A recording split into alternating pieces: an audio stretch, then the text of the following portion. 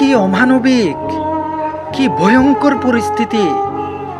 কুষ্টিয়ার একটি ফ্যামিলি ঈদের আনন্দকে দ্বিগুণ করার জন্যে অনেকের মতো কক্সবাজার পর্যটন এলাকাতে আসতে যাচ্ছিল।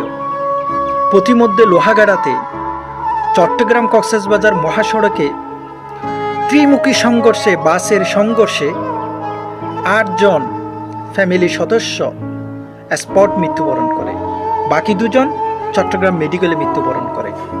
এই চট্টগ্রাম এবং কক্সবাজারের যে মহাসড়কটি একটি মৃত্যু পরী, এখানে হতাহত হওয়া, নিহত হওয়া, একটি বাসে অন্য বাসের সংঘর্ষ একটি নিত্য নৈমিত্তিক ঘটনা।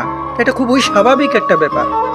এই মহাসড়কের বয়স 90 দশক থেকে নিয়ে আজকে 30 থেকে 35 বছর হচ্ছে। এখানে গত সমীক্ষায় দেখা যাচ্ছে এই মহাসড়কের মধ্যে প্রতিদিন 1 থেকে 2টি দুর্ঘটনা, সড়ক দুর্ঘটনা হয় এবং 2 থেকে 3 জন নিহত হয়। তার মধ্যে অধিকাংশ সড়ক দুর্ঘটনা একটি বাস অপর বাসের মুখোমুখি সংঘর্ষে হয়। এই মহাসড়কটি এত সংকীর্ণ, এত ন্যারোটি লেনের মহাসড়কের সাধারণত 10 থেকে 15 মিটার লম্বা হয়। এই মহাসড়কের আপনি এমন রুট পাবেন যেটা গ্রামের গঞ্জের রুট এর চেয়ে বড়, 8 থেকে 10 মিটারও আপনি লম্বা পাবেন না। তাহলে কি অমানবিক অবস্থা একবার ভেবে দেখুন।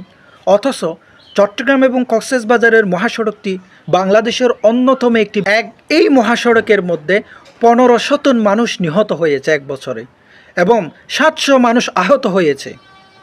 গত ঈদের এই সময়ে 3 দিনের মধ্যে 26 জন মানুষ আহত হয়েছে এবং 7 জন মানুষ স্পট ডেথ নিহত হয়েছে।